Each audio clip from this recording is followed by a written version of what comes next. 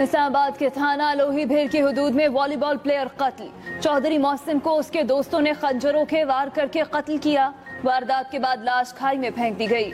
लाश पोस्टमार्टम के लिए पिम्स मुंतकिल।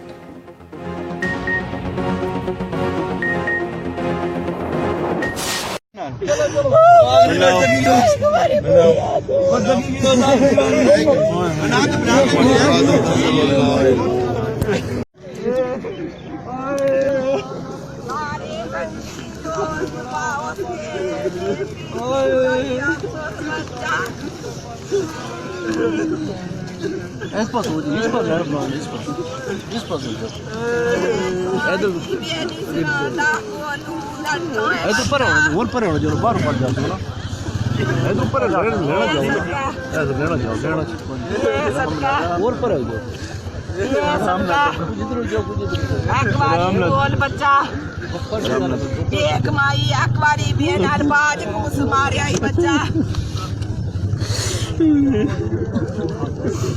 एक माई बेनी ओई लोटी बच्चा एक माई बेटी उड़ कर दुलब से है बच्चा बना दो फोटो ना बने